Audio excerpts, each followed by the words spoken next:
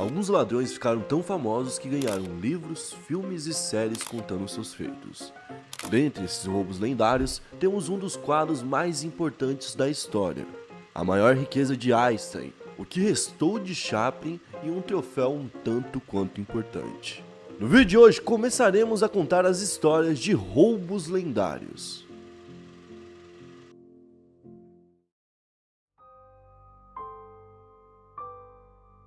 Albert Einstein é considerado uma das pessoas mais inteligentes da história. Isso se não for a pessoa mais inteligente. Bom, ele foi um físico teórico alemão que desenvolveu várias teorias, muito importantes, conhecidas e utilizadas até hoje, como é o caso da teoria da relatividade geral. Einstein também é muito conhecido pela sua fórmula de equivalência massa-energia, na qual foi chamada de a equação mais famosa do mundo. Então, a partir de sua morte, em 1955, vários estudiosos tentaram estudar a mente de Einstein, para saber de onde vinha tanta genialidade. Porém, segundo o próprio Albert Einstein, seu desejo era de ser cremado, para garantir que seu corpo não fosse estudado nem roubado. Mas isso não aconteceu. E no vídeo de hoje, contaremos como o cérebro do maior gênio da história acabou sendo roubado.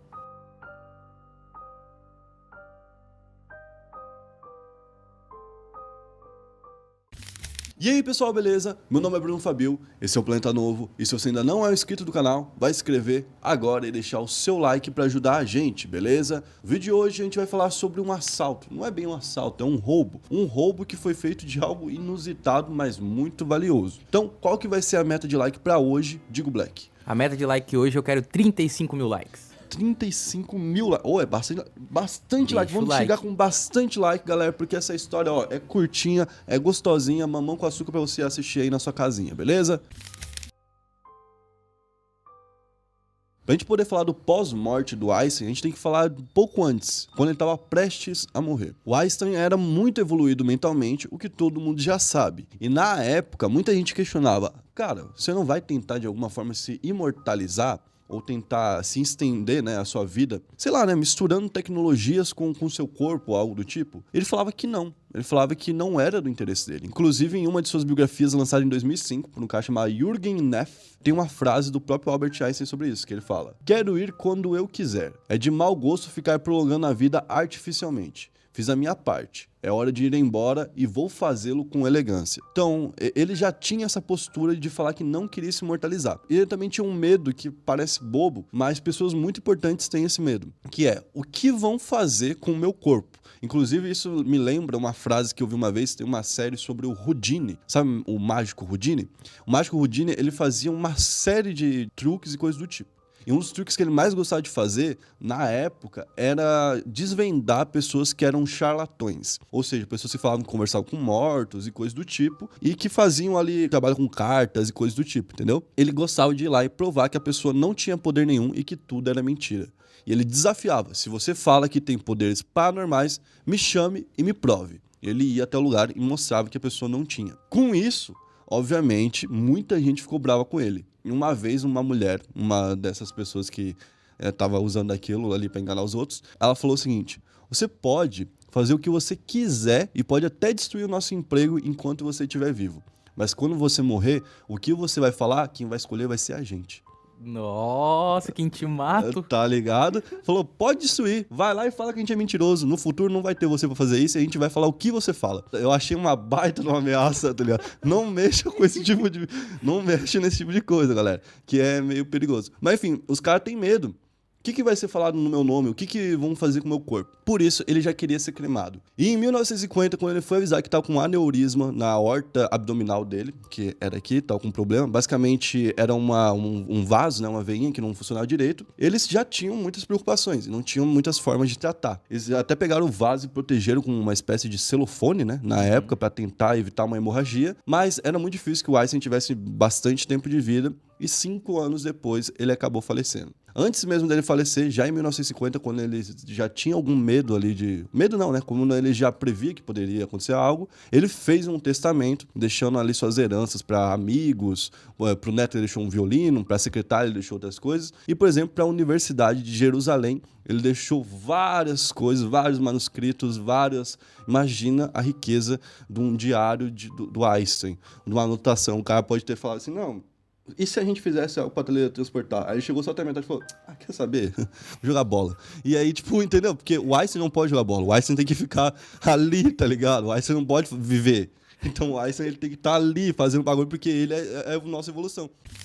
Mas no dia 18 de abril de 1955, a morte chegou pro Einstein. Ele estava no hospital, já com seus 76 anos, em Princeton. Naquela época, 76 anos era tipo um 100 anos para hoje. Então a gente tem que colocar essa ponderação aqui para vocês entenderem. Ele, infelizmente, acabou partindo. Na hora de partir, já estava tudo combinado, ele tem que ser cremado. A família pediu, Einstein tem que ser cremado. Albert Einstein, então, foi cremado na cidade de Trenton, no estado de Nova Jersey, nos Estados Unidos. Mas o que ninguém esperava na época é que o seu cérebro tivesse sido removido do seu corpo apenas 7 horas após a sua morte. Ou seja, o Einstein ia ser cremado, mas o cara que foi fazer a autópsia dele na época achou que era muito importante o cérebro do Einstein para simplesmente alguém ir lá e queimar. Ele falou, eu preciso estudar isso, eu vou retirar esse cérebro do cara aqui, tá ligado? O cara retirou pra preservação do bagulho, tá ligado? Imagina, cara, tu é tão importante, tão inteligente que alguém faz isso, tá ligado? Esse cara era um cara profissional, gente. Então, tipo assim, ele abandonou basicamente tudo pra poder ter a chance de estar com o cérebro do Einstein. Aliás, ele não roubou só o cérebro, né? Ele roubou os olhos também e deu pra um amigo dele que era oftalmologista. Esse loucão se chamava Thomas Stotz Harvey, tá? E o nome do oftalmologista é Henry Abram. Então, esses dois caras acabaram ficando com partes do corpo do Einstein. O corpo, obviamente, foi cremado, ninguém sabia o que estava acontecendo. A galera achava que foi queimado, acabou, pronto. O cara, então, levou o cérebro pra casa. Imagina o cara indo pra casa com o cérebro, tá ligado? Do Einstein. O cérebro é uma das coisas mais valiosas que tem. Esse cara acertou muito, eu tenho inveja desse cara. Ele levou pra casa o negócio e ele começou a olhar e queria estudar. Só que ele não era neurologista, então ele não tava... Claro que ele tinha ali a ciência de como mexer, porque ele fazia as autópsias e tudo mais. Ele era patologista. Ele entendia de como funcionava, mas não tão aprofundado quanto um neurologista. Então ele já teve essa primeira dificuldade. Mesmo assim, ele foi dissecando o cérebro, tendo algumas dissecações. E durante esse processo ali, onde ele estava estudando o cérebro, disse que uma vez a mulher dele brigou com ele e ameaçou jogar fora o cérebro do Einstein. Não, essa mulher, ela realmente tá nem aí pro mundo, né? Ela não... Ah, é? Toalha na cama? Vou jogar fora o cérebro do Einstein. Tá ligado? Tipo... Se pá, que eu acho que ela nem sabia que era do Einstein, ela deve ter falado assim, vou jogar tudo aqueles negócios que tu tem nos teus potinhos. Aquelas coisinhas lá nos potinhos. E aí, foi nessa época que ele levou o cérebro, ele teve que pegar o cérebro e levar para um outro lugar. Ele levou o cérebro, então, para Kansas, segundo o site Mega Curioso, né? Que é uma das fontes que a gente usou para cá. Então, ele dissecou o cérebro em 240 pequenos pedaços, obviamente, né? E ele começou a mandar para vários especialistas para poder analisar. E quando tivesse um estudo geral daquilo, ele queria publicar o estudo para aí poder ficar famoso. Esse era o projeto do cara em si, para conseguir essa fama depois ali, né? Depois do roubo, Harvey chegou a convencer o filho do cientista, Hans Albert, a permitir que o cérebro do pai fosse estudado. A condição era de que Harvey compartilhasse suas descobertas com outros cientistas e usasse essas informações apenas para fins e publicações científicas. Então, primeiro, o cérebro foi levado para a Universidade da Pensilvânia, onde foi fotografado por inúmeros ângulos diferentes. E assim foi ficando por um bom tempo, ele foi estudando e ficou um bom tempo fazendo isso meio que de forma independente, sem ninguém saber o que estava acontecendo, porque todo mundo achou que o cérebro já tinha sido queimado há muito tempo. E algumas pessoas até debatiam na comunidade científica se deveria ter cremado, né, o cérebro junto. Algumas pessoas falavam, eu acho que deveria ter estudado, é uma pessoa muito diferente, a gente deveria ver o que dá pra aprender com a cabeça dessa pessoa. E daí, na época, depois de muito tempo, 20 anos depois, ele reaparece falando, galera, deixa eu falar um negócio pra vocês, que eu tenho lá em casa. Tipo, olha só o que eu tenho. Olha o que eu tenho aqui em casa. Aí ele começou a contar pra todo mundo que ele tinha os pedaços, né, do cérebro do Einstein, tava o cérebro inteiro ainda, obviamente, mas ele tinha tudo cortado em pedaços, e que ele queria começar a mandar para as universidades estudarem. As universidades, obviamente, não reclamaram de receber um pedacinho do cérebro do Einstein, e todas começaram a aceitar. Só que na época, o hospital de Princeton, onde ele tava trabalhando ainda, olhou e falou: caraca, você fez essa merda, mano? Você tá demitido. Mandaram o cara embora e demitiram ele. Então, só em 1998, muito tempo depois, 4 décadas depois, gente, ele foi até Princeton, até a Universidade de Princeton, no centro médico da Universidade de Princeton, para poder doar o cérebro. Doar não, né? Devolver o cérebro pra galera, para poder estudar o cérebro agora. Na época, ele até tentou entregar pra uma neta. Ele perguntou se a neta tinha interesse, a neta falou que não tinha interesse. Então, ele deu pra universidade e muita gente discute se o que ele fez foi certo ou errado. Porque, querendo ou não, hoje a universidade só pode estudar o cérebro dele porque o cara fez isso, né? Isso é verdade. E, tipo, os caras acabaram, obviamente, burlando a vontade do Einstein. É algo que a gente tem que pensar. Mas isso ajudou a entender um pouco como funcionava o cérebro dessas pessoas que são muito inteligentes. Não que exista um padrão para você ser inteligente, ou um padrão de formato de cérebro, algo do tipo que vai fazer você ser mais inteligente. Mas os caras encontraram algumas diferenças no cérebro do Einstein que mostraram por que talvez ele era tão acima da gente. Entre essas diferenças estava o quê? O cérebro era menor do que os nossos, por incrível que pareça. Só que mesmo ele sendo menor do que os nossos, tendo um tamanho um pouco menor, várias partes dele, que eram partes importantes, eram maiores, eram destacadas. E por conta disso, elas tinham um desempenho melhor. É como se fosse um computador. Se você tiver um processador melhor, vai desempenhar melhor. Como aquelas partes eram mais fortes, eu não sei se seria esse o termo, mas como eles desempenhavam melhor aquelas partes, aquilo facilitava o Einstein. Tanto na dedução, que o Digo estava me contando antes da gente gravar, tanto na dedução, na hora de fazer matemática, todas essas coisas, ele já era desenvolvido para ser bom naquilo. Então eles perceberam isso no Einstein, mas obviamente o que ajudou muito ao cara a ser genial foi o fato dele dedicar a vida aos estudos e passar a vida estudando. Para quem não sabe, ele dormia apenas 3 horas por dia para poder ficar o dia inteiro evoluindo as ideias dele. Porque ele sabia que talvez ele era o único cara que poderia evoluir aquelas ideias. Ele, junto com a sua esposa, que sempre estava por perto tentando ajudar ele. Sim. Tanto é que tem gente que fala que a esposa dele poderia ter sido o gênio no lugar dele. Por trás, que tem essa teoria por trás de tudo isso. E é uma teoria que, inclusive, a gente pode fazer um vídeo para vocês para contar quem era a esposa do Albert Einstein, certo?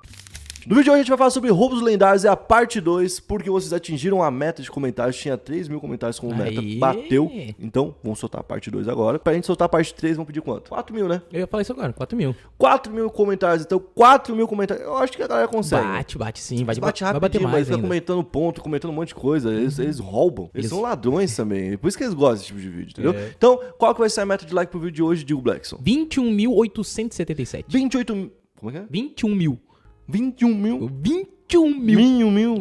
É 21 mil. 21 mil e... 21.877. 21.877 likes na nossa primeira história que a gente vai falar da taça da Copa do Mundo, a Jules Rimet, que não foi roubada somente uma vez, mas 2 vezes, certo? Meu Deus. Vamos lá contar a história então. Bom, o oferecimento de uma taça como recompensa pela conquista da primeira Copa do Mundo foi ideia que foi dada em 1928, porque a Copa teve a sua primeira edição em 1930. Na época, quem ganhou foi o Uruguai. E os caras falaram lá em 1928, quando tava planejando a Copa do Mundo ainda, falaram, pô, tem que ter um prêmio. Que prêmio que vai ser? Vai ser uma taça, certo? E aí deram a taça. E o cara, na época, o presidente da Federação de Futebol, que mandava no futebol global, de forma global, era o Jules Rimet. E esse Jules Rimet falou o seguinte: faça um troféu de ouro e chama um artesão que seja o melhor possível, né? E aí chamaram um cara chamado Abel Lafleur. E ele ficou ali trabalhando alguns meses em cima. Em abril de 1929 ficou pronto. Quase que um ano antes ali da Copa do Mundo. Então, tipo, pouco tempo antes, né? Se Os caras fizeram bem rapidinho as coisas, né?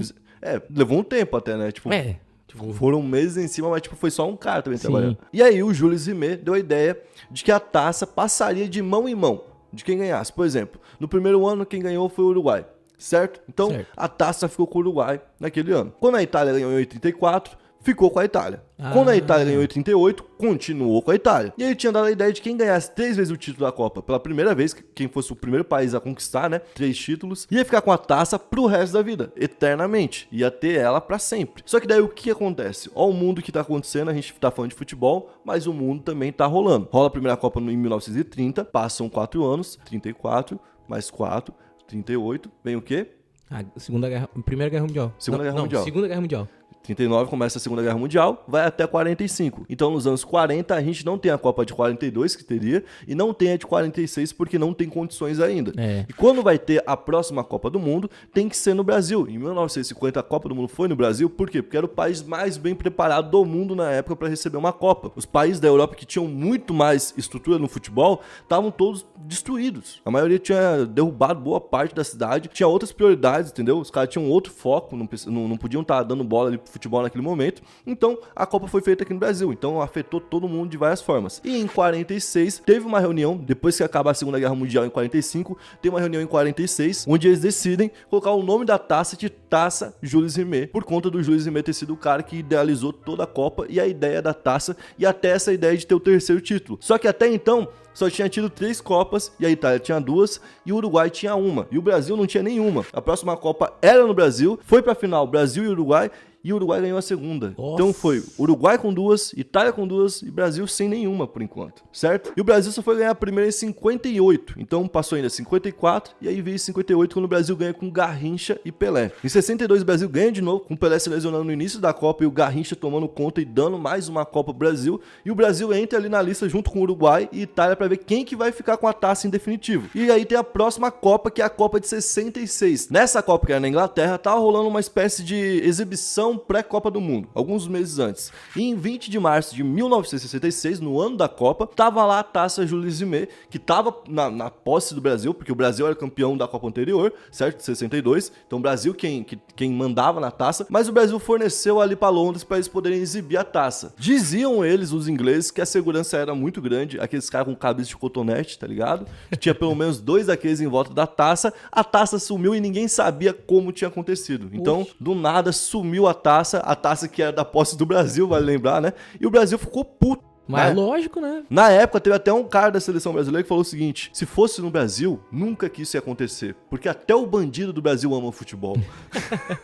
É sério, o cara meteu essa. Então, na época, toda a Inglaterra foi vasculhada além, né, de cima a baixo. Os ingleses chamaram os escoceses, um monte de gente, um monte de investigador pra ir atrás da taça. E na época foi descoberto que um ex-soldado chamado Edward Batley, de 46 anos naquela época, tava pedindo um resgate pra devolver a taça. Esse seria o cara que teria roubado ela então. Ele acabou sendo preso, mas eles não encontraram o troféu e descobriram que era tudo uma mentira, né? Foi então que no dia 27 de março, um senhorzinho chamado David Corbett estava passeando com seu cachorro Pickles. E ele tava andando numa praça no sul de Londres, quando de repente o Pickles saiu farejando e encontrou no meio do arbusto o troféu enrolado em jornais. Nossa. Tava ali a Jules Rimet de ouro. Vai lembrar que ela é de ouro, tá? Ela tem um baita de um valor. Colocada ali pra realmente ser encontrada por alguém e poder, tipo, acho que finalizar, né? Eu acho que a pessoa que tinha roubado viu que tava dando uma merda do caralho.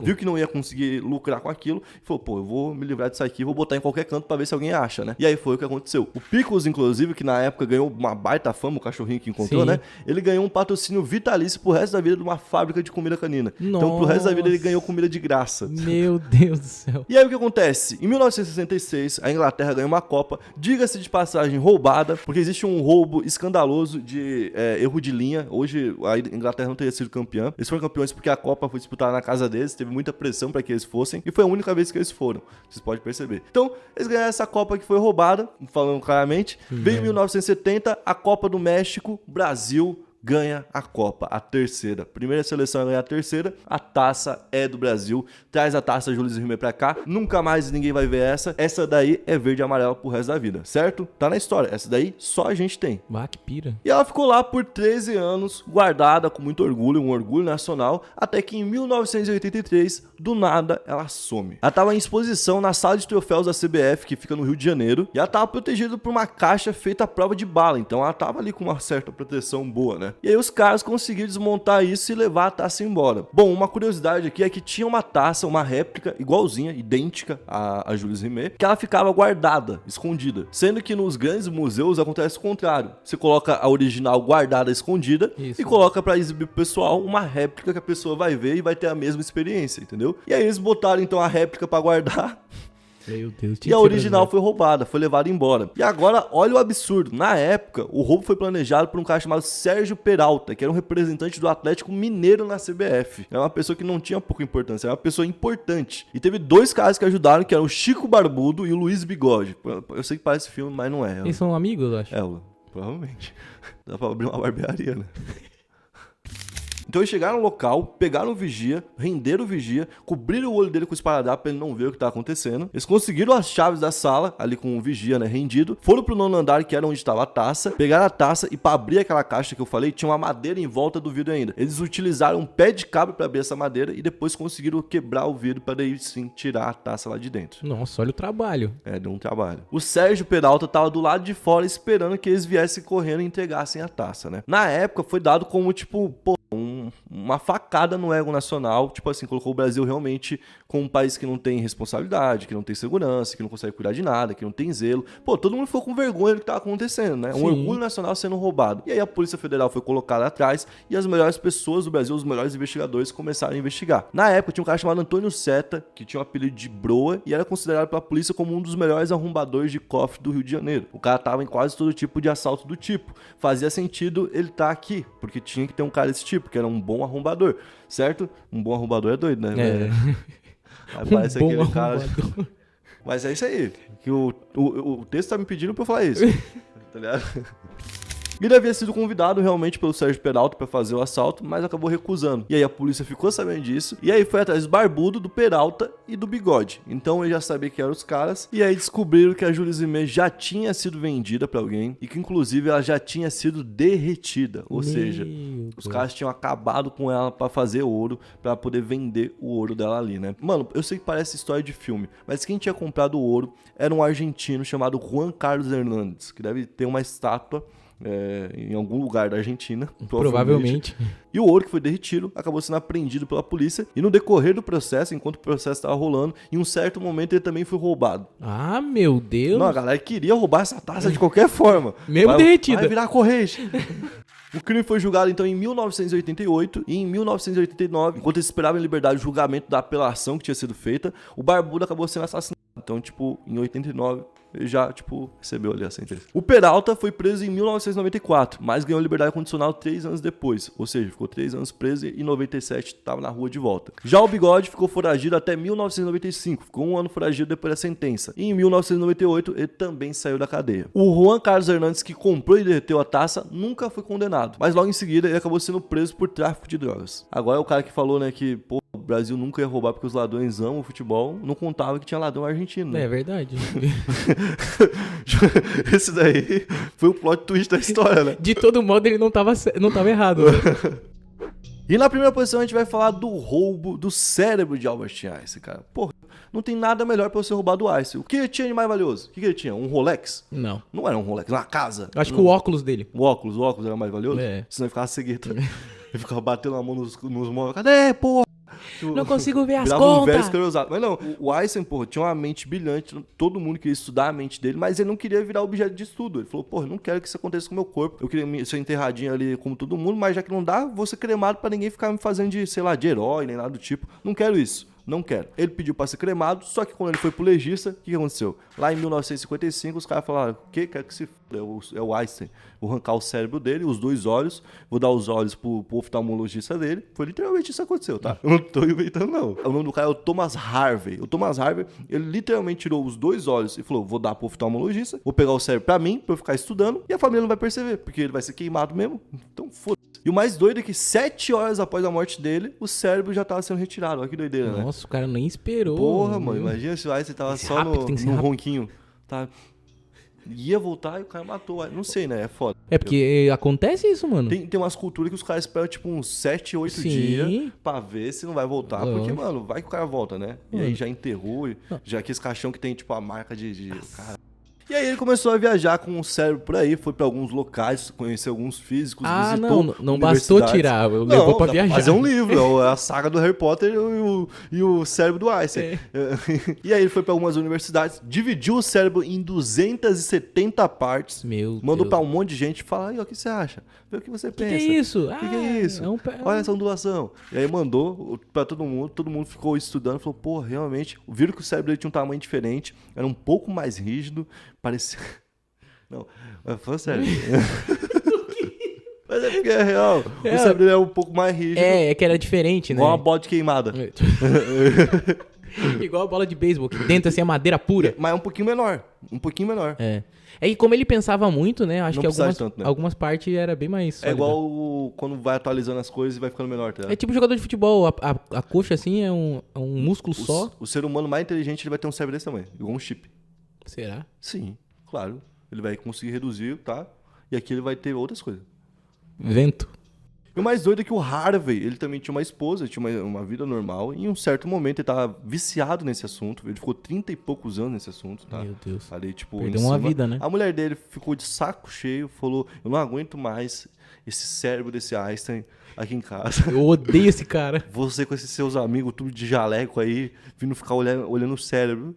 E ninguém pode nem saber o que vocês estão fazendo. Eu não posso contar pra minha família o que vocês estão fazendo. Vocês se escondem lá no porão e eu não posso falar o que tá acontecendo. E ela pegou o cérebro do Einstein e tentou tacar na privada. Ela ia tacar Não, mas fora. aí ela é louca, né, mano? Ela ia jogar o cérebro do Einstein na privada. Olha o que acontece quando, tipo... A pessoa fica... O Einstein tentou evitar. Ele falou, eu não quero ficar na bunda do ser humano. É, viu? ó? Ele não queria. Ele já sabia o que podia acontecer. Mas daí ele conseguiu salvar, convenceu ela, falou, não, pô, é o Einstein, cara. Olha, é o Einstein, é o cérebro Só o dele, toquinho ali, ó. porra.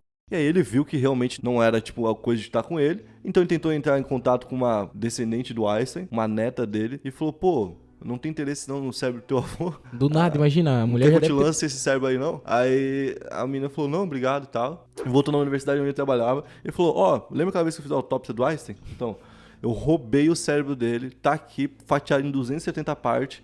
Vocês podem ficar com ele. E até hoje o cérebro do Einstein está lá sendo utilizado para estudo. Meu Então Deus. quem vai nessa universidade lida com isso. Tu vê, tipo, ele não queria, tá ligado? E ninguém respeita, mano. Ele deixou, tipo, declarado, tem áudio, porque na época não tinha como ele ficar filmando assim à toa, não tinha TV em qualquer lugar. Então ele falou assim, áudio, ó, eu não quero que usem meu corpo pra porra nenhuma. Aí os caras roubam, picota, manda pra todo qualquer lado, quase vai pra privada, volta pra mão do governo, o governo fala, não, agora vai ser estudado pra sempre. É isso. Então, Foda-se a decisão dele. se você quiser morrer e ser cremado, mano, certifique-se de ser cremado totalmente, mano. Fala pra família ver se tá ali tudo certinho, porque alguém pode roubar. O roubo de uma empresa de uísque que se tornou um dos maiores roubos da história de um estado americano. Um homem que parecia inofensivo, pronto para fazer uma viagem para Seattle, mas que acabou roubando o próprio meio de transporte, de forma bizarra. Detalharemos essas duas histórias no vídeo de hoje. A gente vai lançar aqui o Roubos Lendários 3, certo? Já tem o 1 e o 2. Sim. Pô, se você ainda não assistiu, vale Vai muito lá. a pena assistir, certo? E hoje a gente tem a história da Pepgate e também temos o roubo de um avião aqui, certo? Vale muito a pena ver mesmo. Digo o Black tá por trás das câmeras, ele quem vai dar a meta de likes no início do vídeo, como a tradição manda. Mano, mas eu quero que a galera bata, por favor, mano. Vamos ver, eu acho que não. 19.870. 19.870 likes e vamos para a história número 1, Pepgate, certo? O maior roubo de uísque da história. Em Frankfurt, não é Frankfurt, é Frankfurt, certo? No Kentucky, está localizada a destilaria Buffalo Trace. A Buffalo Trace é uma companhia que produz bourbons, que é uma espécie de uísque muito tradicional do Kentucky. Inclusive, as principais fábricas do tipo estão lá e inclusive a empresa se autodenomina a mais antiga fabricante de bourbon do mundo. Sendo que, na verdade, esse título pertence a uma outra empresa. Não é verdade que eles são maior, mas eles se denominam assim.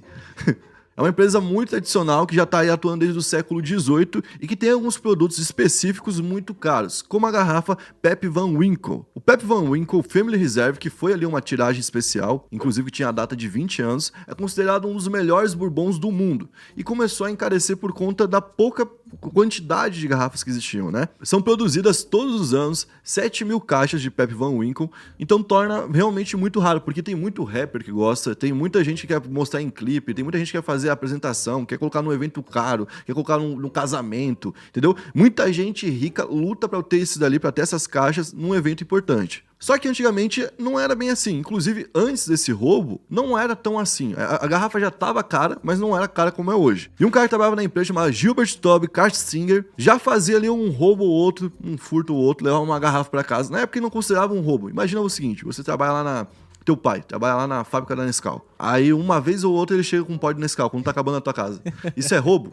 Tu vai falar, meu pai trabalha na fábrica da Nescau, tá sobrando Nescau, tá ligado? Não é roubo, né? Não, todo dia pode tomar Nescau. Só que aí ele levava pra casa e bebia. Inclusive não era só ele que fazia não, tá? Boa parte da fábrica fazia, então por isso que eu falo, não tinha esse peso moral de, cara, tô roubando aqui, Mas entendeu? é que também o cara pegar uma garrafa, tudo bem, uma coisa, né? O cara pegar 10 garrafas daí. Já é outra coisa. Só que um dia o Gilbert foi pesquisar o valor daquela garrafa que ele tava bebendo e ele viu que tinha gente pagando $1.000. Putz. $1.000. O olho brilhou. Ele falou, caraca, velho, dá pra pegar várias, tá ligado? E aí ele viu que não precisava só ele pegar, várias pessoas da empresa podiam pegar. Então os funcionários começaram a trabalhar juntos pra roubarem ali a empresa. Eles foram desviando as caixas do Bourbon, que era um dos mais raros da empresa, né? Inclusive ele se juntou com um amigo que trabalhava em uma outra fábrica, a Wild Turkey, que é o nome de uma outra empresa também tradicional em Bourbon. E ele começou a desviar na outra fábrica e os dois montaram um negócio para vender para os Estados Unidos inteiro, onde eles vendiam na internet para várias pessoas garrafas raras ali e garrafas com preço muito caro. No início era $1.000, passou para 1.500, passou para 2.000 e eles estavam tirando as garrafas do mercado, né? Então tá cada vez chegando mais caro e então eles, além de tudo, controlavam o preço da garrafa, tá ligado? Meu Deus.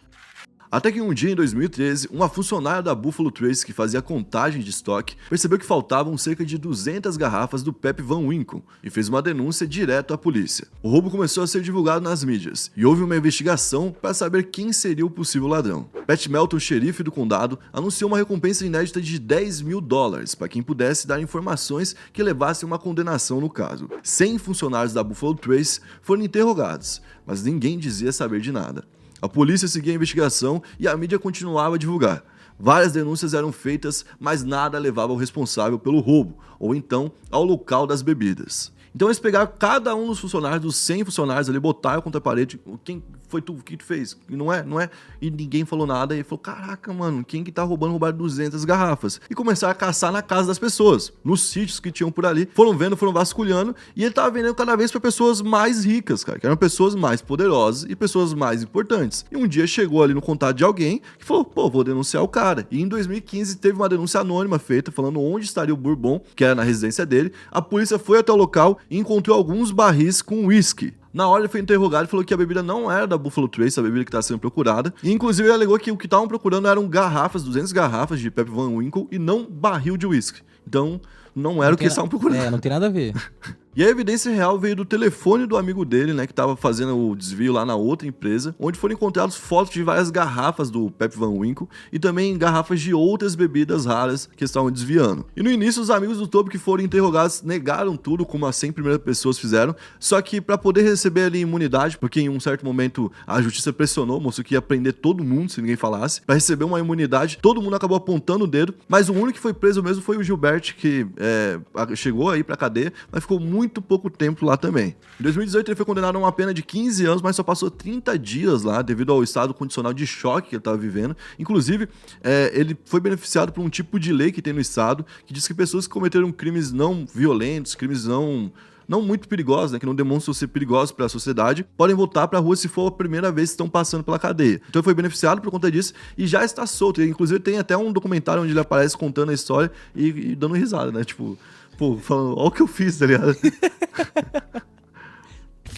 Então esse foi o maior roubo de uísque da história. E nossa segunda história é sobre um roubo nas alturas. Era 24 de novembro de 1971, véspera do Dia de Ação de Graças, e um homem de meia idade, vestido impecavelmente, foi até o aeroporto internacional de Portland, em Oregon, se apresentando como Dan Cooper. Ele comprou uma passagem só de ida no voo 305, uma viagem de 35 minutos até Seattle, em Washington. Cooper embarcou na aeronave em um Boeing 727 e sentou-se no fundo do avião junto com outros 36 passageiros, além de 6 tripulantes. O voo decolou no horário das 14h30. Já no alto, ele pediu uma dose de bourbon com soda e começou a fumar cigarros. E a partir de então, ele se torna protagonista de um dos maiores roubos da história.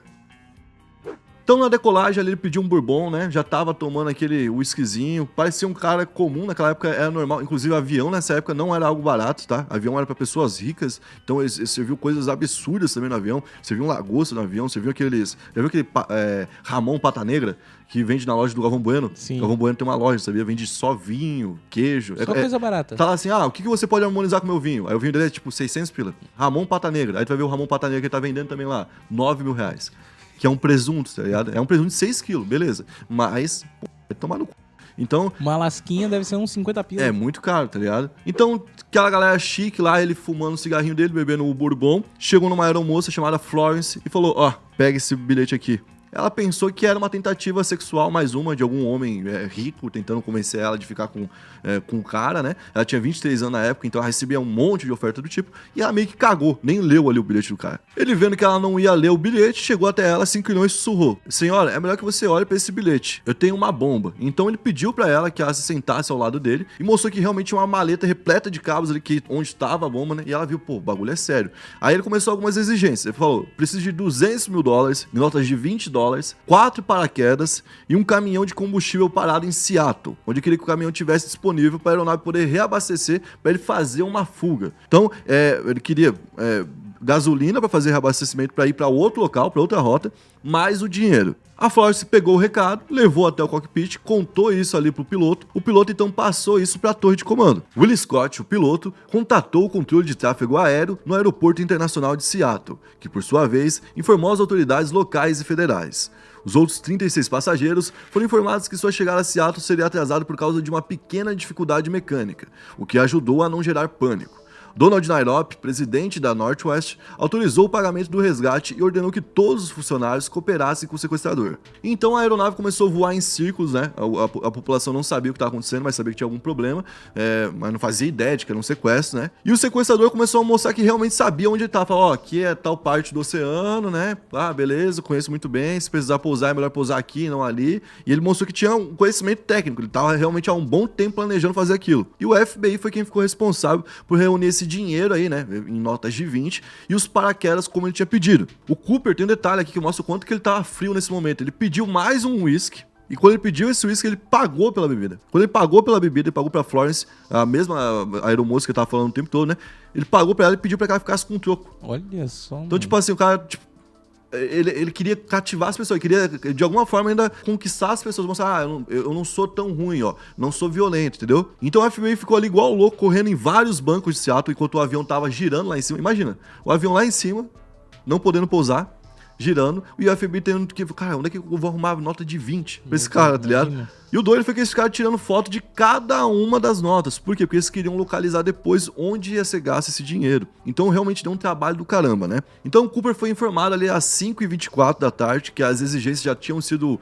cumpridas, né? Que poderia pousar. E às 5h39 o avião pousou no aeroporto de Seattle. Ou seja, logo em seguida ele já autorizou, né? Ele instruiu então o piloto Scott a taxiar até uma área isolada e bem iluminada e apagar todas as luzes da cabina para evitar que um atirador de elite derrubasse então o Cooper. E aí é onde aparece o Al Lee, que era o gerente de operações da Northwest, que era a empresa que era responsável pelo voo, né? Ele se aproximou da aeronave com roupas de civil, tipo, pra não ser confundido com um policial, né? E entregou pra um companheiro da empresa, né? Que saiu, um dos tripulantes da empresa saiu lá para receber a mochila com dinheiro e os 4 paraquedas. Assim que a entrega foi feita, então, o Cooper permitiu que todos os passageiros descessem, inclusive permitiu que descesse a Florence, que ajudou ele, e a comissária sênior, que era a Alice. Quem ficou com ele foi a equipe que era do cockpit mesmo, que tinha que dirigir o avião. Por isso que ele tinha pedido 4 paraquedas e não só um para ele, né? O Cooper então passou o plano de voo ali para a equipe de cabine, onde ele queria que eles fossem para a cidade do México, numa velocidade de 190 km por hora e uma altitude de 3 mil metros de altura, igual eu falei. Ele tinha realmente conhecimento técnico. Só que faltava para ele fazer os cálculos de que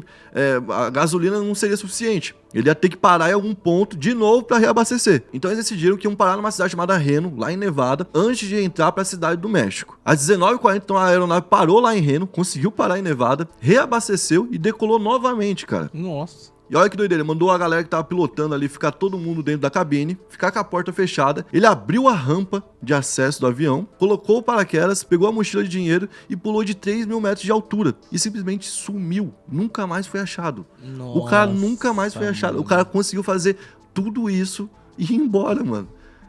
Cara, não, isso aqui é realmente lendário, cara. O FBI caiu em peso em cima, que obviamente queria pegar esse cara, não queria deixar ele fugir dessa forma. Conseguiu 66 impressões digitais diferentes que estavam no avião, mas não conseguiu achar algum culpado. Eles acharam uma pessoa que tinha o mesmo nome, que também era The Cooper, né? Que poderia ser ele, mas viram que realmente ele estava utilizando o nome do cara, e não era o cara, né? Nossa. Pouco depois do degelo da primavera, no início de 1972, equipes de agentes do FBI, auxiliados por cerca de 200 soldados do exército de Fort Lewis, realizaram uma busca minuciosa nos condados de Clark e Cowlitz, por 18 dias em março e mais 18 dias em abril. E olha que doideira, eles ficaram nessa busca durante um bom tempo, porque, igual eu falei, é questão de honra achar esse cara, né? E em novembro de 78 eles acharam um cartaz que tinha ali instruções de como baixar a polpa do avião, de como baixar a polpa do avião 727, ou seja, que era aquele modelo, e acharam isso no meio de uma mata ali, ou seja, o cara tava há um bom tempo já intocado, estudando, sabia muito bem o que ia fazer e conseguiu tirar o plano do papel, né? O mais próximo que chegaram dele foi no dia 10 de fevereiro de 80, quando o Brian Ingram, que tinha 8 anos, tava de festa com a família dele lá em Colômbia, no Rio Colômbia, né? E ele encontrou um pacote ali com dinheiro, encontrou 3 pacotes de dinheiro, né? E a polícia confirmou que era dinheiro do assalto. Então, em algum momento, ele deve ter passado por ali, deve ter deixado cair, ou então foi uma estratégia, né? Vou deixar em um canto, vão achar e vão achar que eu tô naquele canto, né? E além dessa, nenhuma outra das 9.710 notas foi encontrada até hoje. Então o caso ficou durante quase 60 anos sendo investigado e acabou sendo arquivado. Então nunca foi resolvido. Acabou que o FBI teve que desistir do caso porque realmente nunca conseguiu encontrar o Cooper. E aí pessoal, beleza? Meu nome é Bruno Fabio, esse daqui é o Planeta Novo e se você ainda não é um inscrito do canal, vai se inscrever agora e deixar o seu like pra ajudar a gente. No vídeo de hoje, a gente vai trazer mais um Roubos Lendários, essa é a parte 4, já tivemos parte 1, 2 e 3, que você deve conhecer, se você ainda não viu, vai lá e assista, esse é o primeiro vídeo do Roubos Lendários, tudo bem, não tem problema, os vídeos não são conectados em sentido de ordem cronológica, você pode assistir qualquer um em qualquer ordem, então quer assistir esse, depois quer assistir o 1, e depois quer assistir o 3, depois quer assistir o 2, não tem problema, vai assistir do seu jeito, da sua maneira, e hoje eu tô aqui com a companhia do Digo Black, e ele vai me ajudar no início do vídeo com a meta de likes. E aí, Digo Black, qual que é a meta de likes? A meta de like hoje eu quero 22.850. 22.850 likes e vamos contar essa história pra vocês. O assalto ao trem pagador foi o roubo de 2,5 milhões de libras de um trem de serviço real, que partia de Glasgow para Londres no dia 8 de agosto de 1963, na ponte ferroviária de Bridgetown, na cidade de Ledburn. O plano para interceptar e roubar o trem foi baseado em informações de um oficial de segurança não identificado da Royal Mail, que tinha conhecimento detalhado das quantias de dinheiro transportadas, os horários, os trens que seriam utilizados e a melhor maneira de fazer aquele ataque. O ataque então foi planejado durante meses por uma equipe principal, que eram Godoy e Edwards, junto com Bruce Reynolds e Charlie Wilson, com o Bruce Reynolds assumindo aqui um papel de cérebro da equipe e liderando todo o plano, né? Essa quadrilha era bem sucedida no submundo do crime, era conhecida por fazer bons assaltos, né? Mas não tinha experiência em roubar trens em específico. Então tiveram a ajuda de outra gangue chamada The South Coast Raiders, e esse grupo incluía ali 3 ladrões de banco muito considerados, que era Tommy Wisby, Bob Welch e Jim Hussey. Então o trem partiu lá da estação central de Glasgow às 6h50 da tarde, isso numa quarta-feira no dia 7 de agosto de 1963, com destino à estação Euston, que ficava ali em Londres. Deveria chegar às 4 horas da manhã e tinha 12 vagões que transportavam 72 funcionários que eram do correio, né? O segundo vagão, logo depois da locomotiva, na parte da frente do trem então, né, transportava grandes quantidades de dinheiro. Normalmente o valor que era levado ali era de cerca de 300 mil libras, mas como no último fim de semana antes disso tinha sido feriado no Reino Unido, o valor total no dia do roubo era entre 2,5 milhões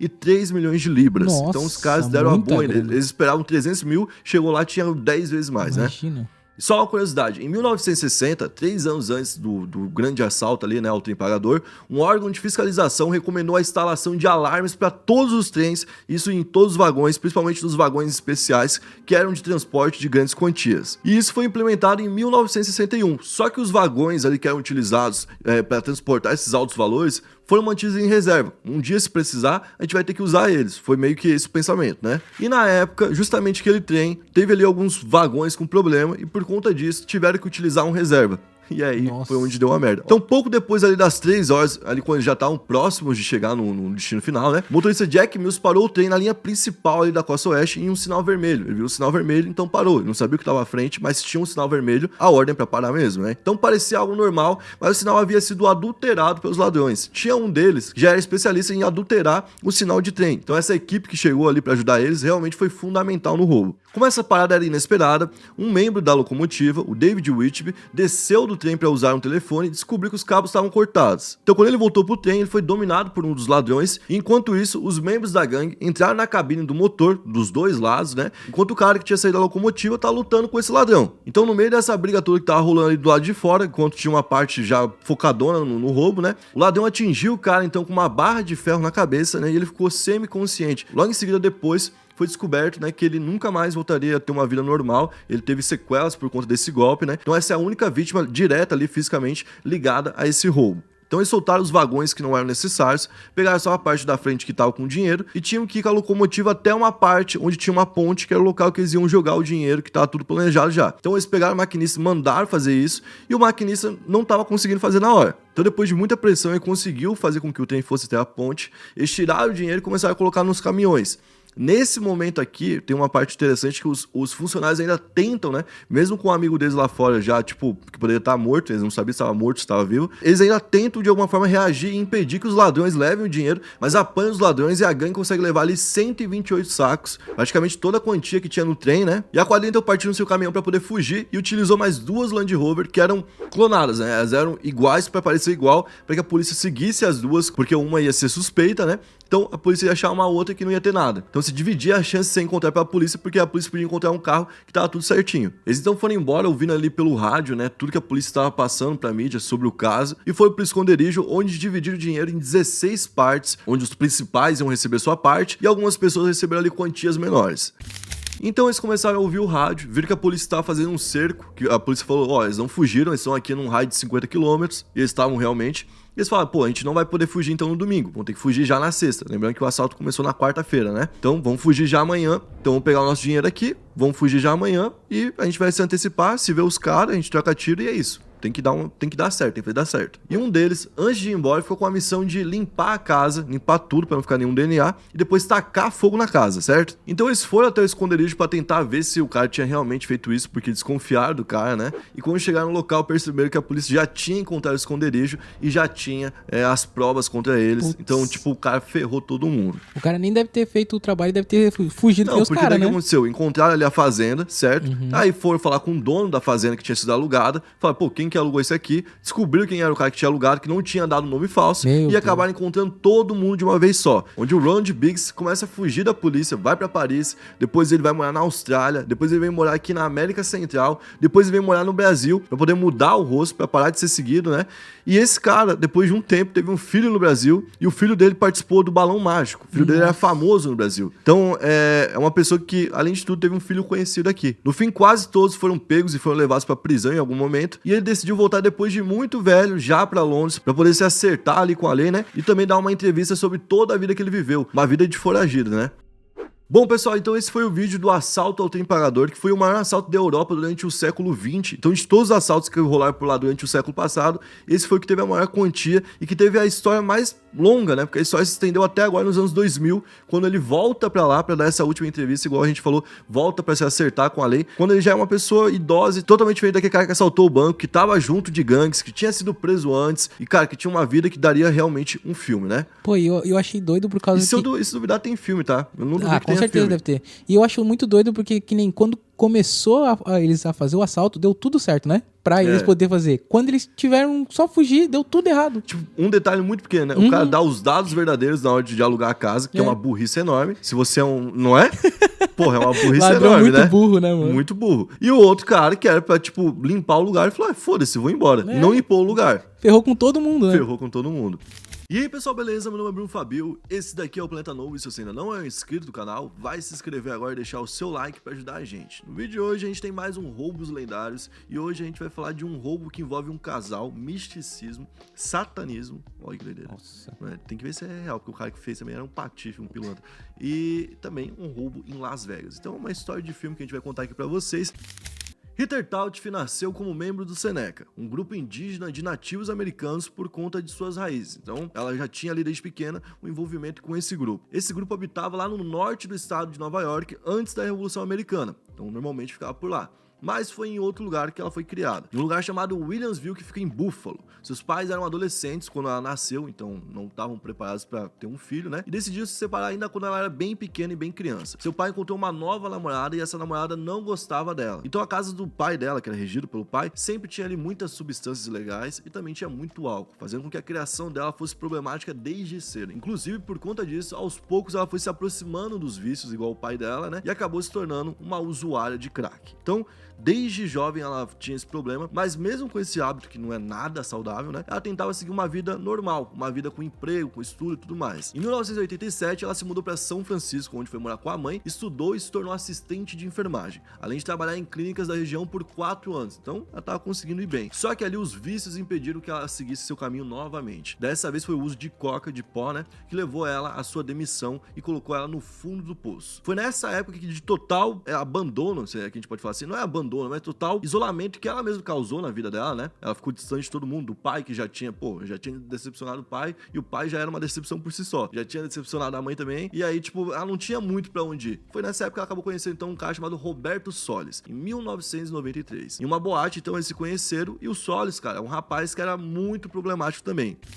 Ele nasceu na Nicarágua, diferente dela, que era americana, já tinha executado uma pessoa, um guarda de carro blindado, a tiros, isso há algum tempo, durante um assalto que ele tentou fazer em 1969, então ele já era um pouco mais velho. Na época, ele foi condenado à prisão perpétua.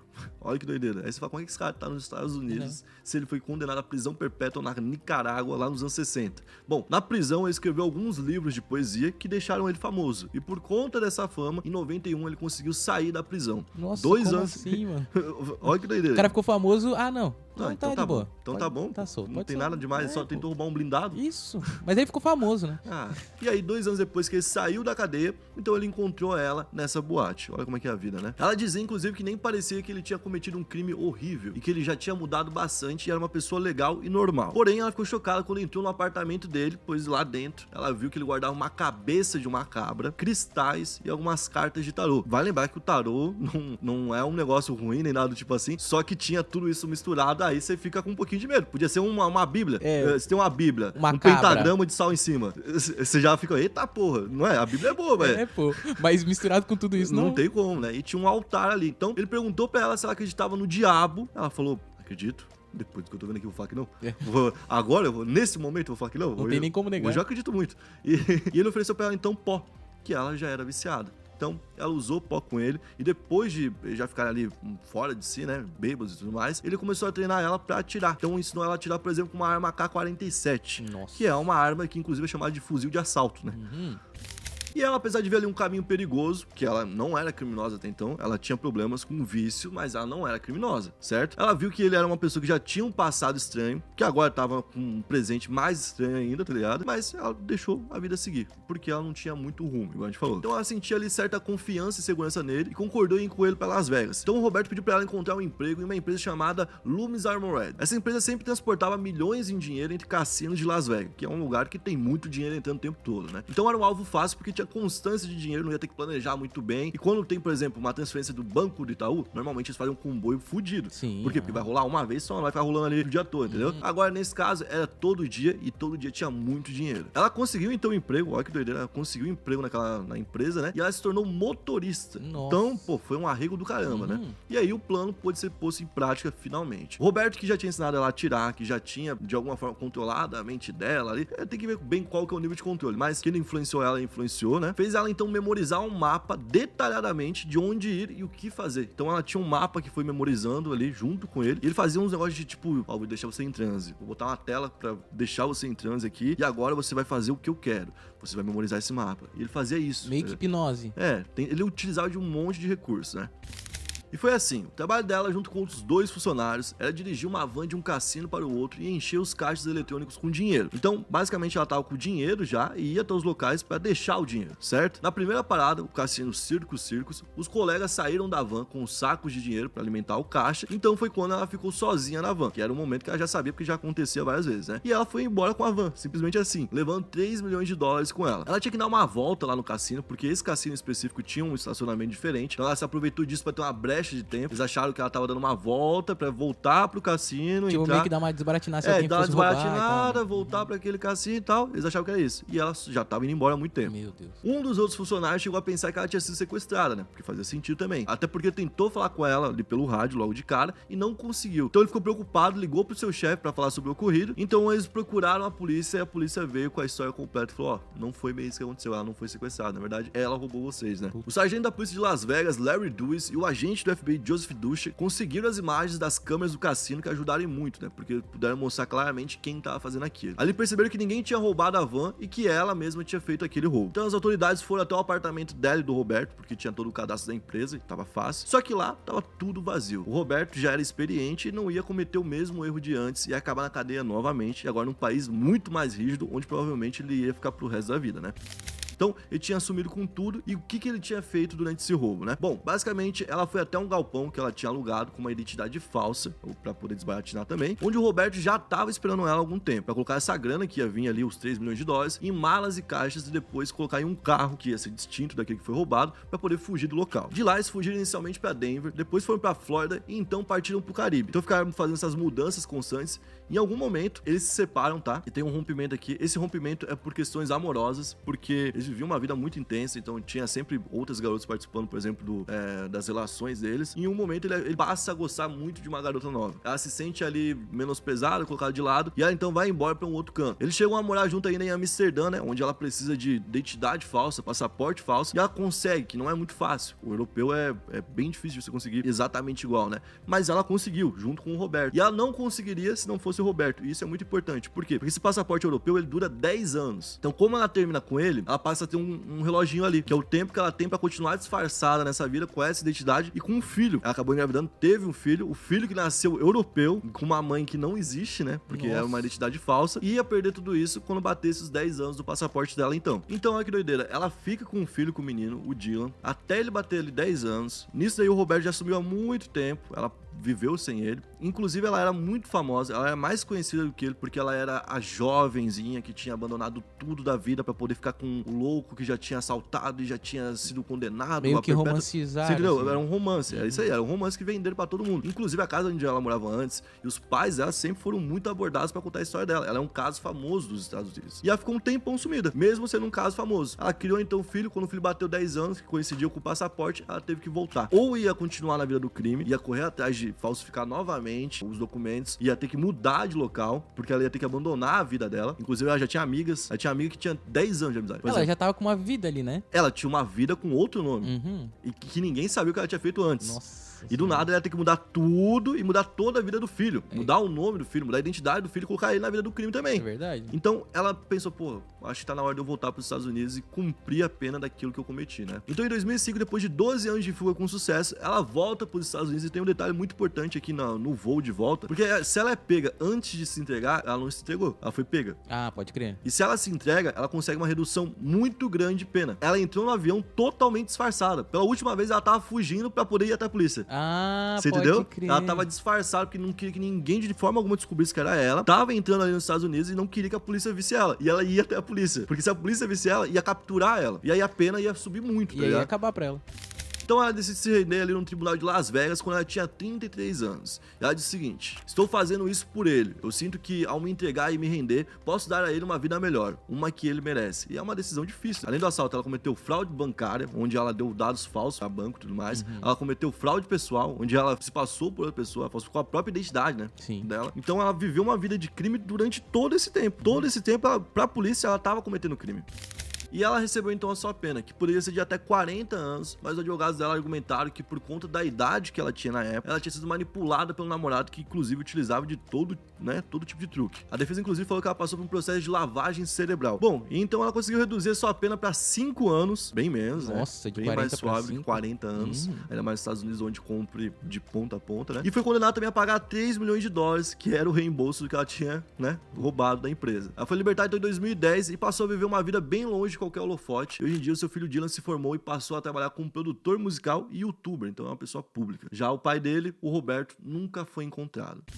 Bom, esse foi mais um vídeo aqui, mais um Roubos Lendários. Se você curtiu essa história, vai curtir os outros episódios também. Se você já viu todos, eu recomendo, por exemplo, assistir o vídeo de ontem sobre o Complexo do Alemão e sobre os procurados do FBI, certo? Tamo junto, até a próxima, valeu, é nóis.